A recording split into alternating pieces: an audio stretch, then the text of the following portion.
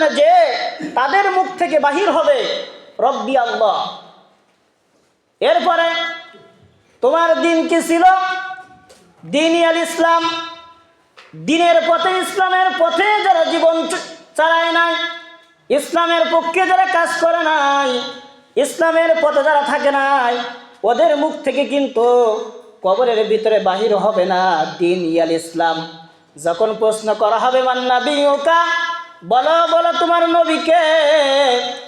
যারা নবীর আদর্শ মানে নাই, যারা নবীকে অনুকরণ করে রাসূলকে ভালোবাসে নাই, তারা কিন্তু ওই কবরের ভিতরে জবাব দিতে পারবে না যে নবীজি মুহাম্মাদুর রাসূলুল্লাহ সাল্লাল্লাহু আলাইহি ওয়াসাল্লাম ইনি আমাদের নবী ছিলেন, এ কথা বলতে পারবে না।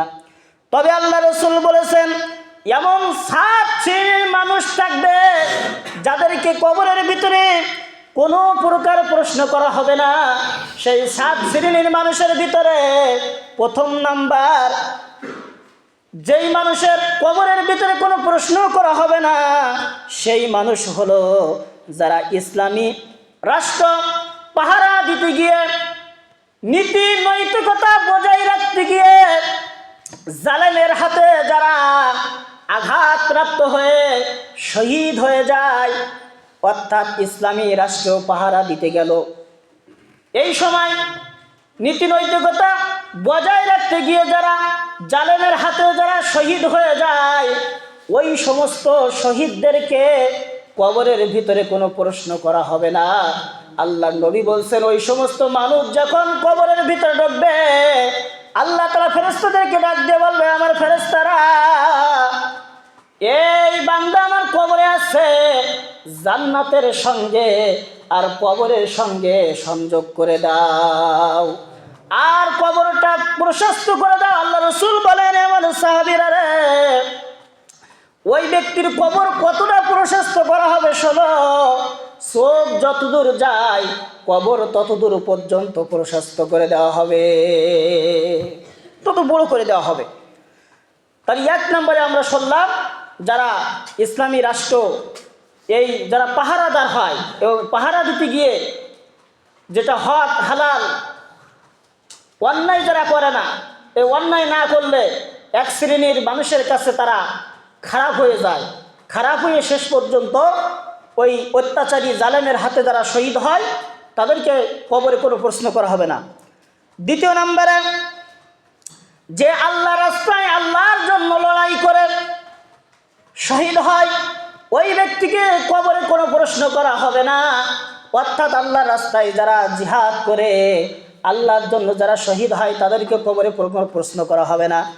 3 নম্বর হলো যারা রাত্রেবেলা নিয়মিত সূরা মুলক তেলাওয়াত করে, সূরা মুলক পাঠ করে, আল্লাহ নবী বলেছেন কবরের ভিতরে তাদের কোনো প্রশ্ন করা হবে না।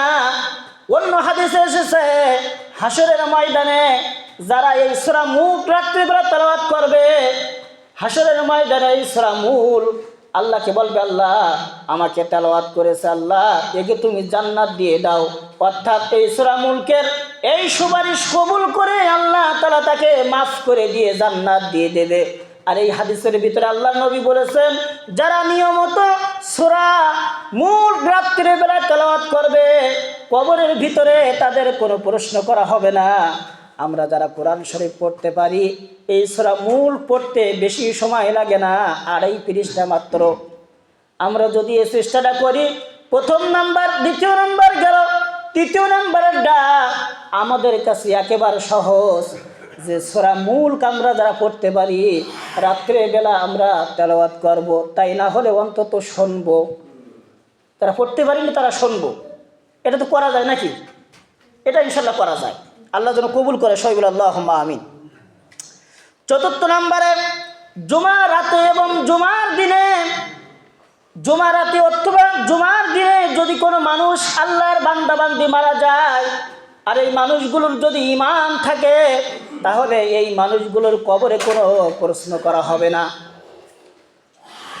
5 নম্বরে পেটের রোগে আক্রান্ত হয়ে, পেটের পীড়ায় আক্রান্ত হয়ে যেই মানুষগুলো মারা যাবে, কবরে তাদের কোনো সওয়াল জবাব করা হবে না।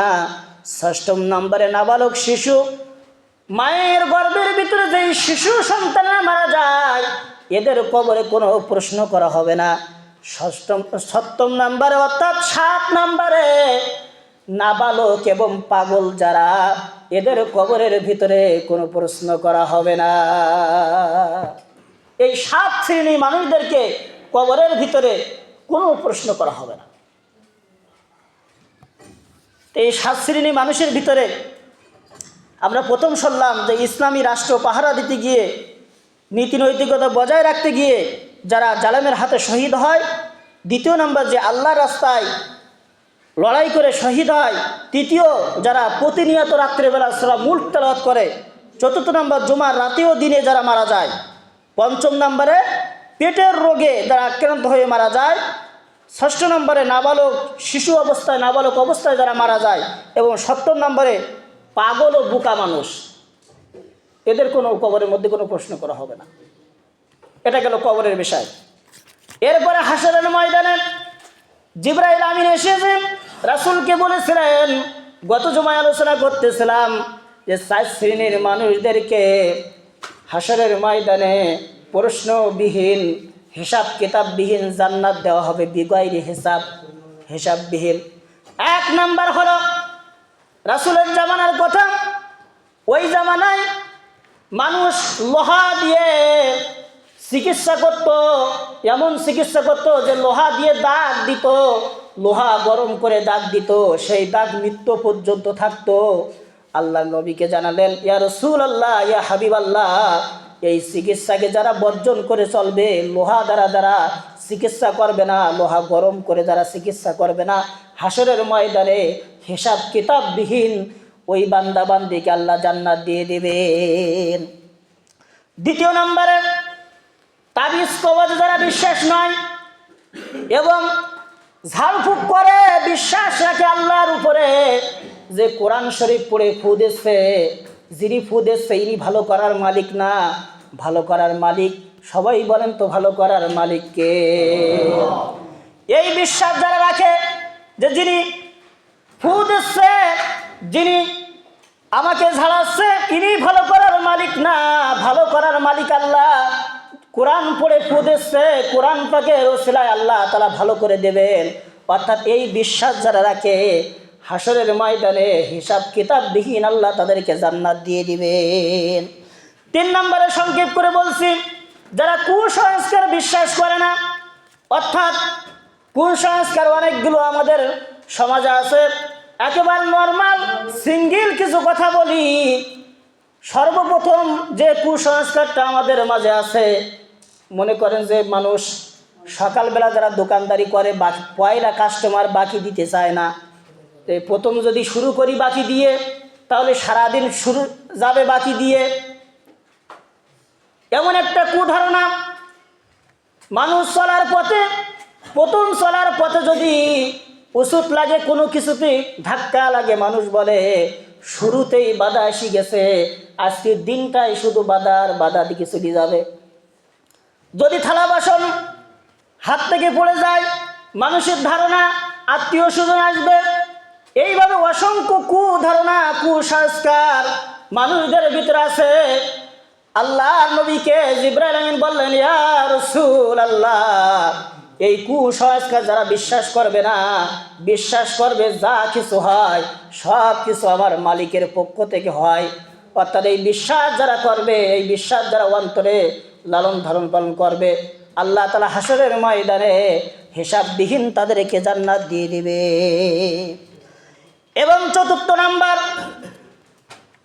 যেই মানুষগুলো সব কাজে সর্ব অবস্থায় দুনিয়ার কারোর উপর কোনো বিশ্বাস না রেখে তাওয়াক্কালতু আলাল্লাহ, আল্লাহর উপর যারা তাওয়াক্কাল করে চলবে, যে ভালো মন্দ আমার দুনিয়ার কোনো মানুষ করতে পারে না, ভালো মন্দ করার ক্ষমতা একমাত্র আল্লাহ। এই কথা যারা বিশ্বাস রেখে চলবে, ওই মানুষগুলো যদি ইমানদার হয়, মৃত্যুর সময় যদি ইমান নিয়ে যেতে পারে, হাসরের ময়দানে হিসাববিহীন আল্লাহ তাআলা তাদেরকে জান্নাত দিয়ে দিবে। আল্লাহ তাআলা যেন এই 4 শ্রেণী, আর আগে শুনলাম 7 শ্রেণী, আল্লাহ তাআলা তো এমন একটা শ্রেণীর ভিতরে আমাদেরকে ফেলায় যেন কবরের প্রশ্ন আমাদের কাছে করা না হয় এবং হাসরের ময়দান আল্লাহ তাআলা যেন আমাদেরকে বিনা হিসাবে জান্নাত দিয়ে দেয়। আল্লাহ তাআলা কবুল করুক, সবাই বলে আল্লাহুম্মা আমিন।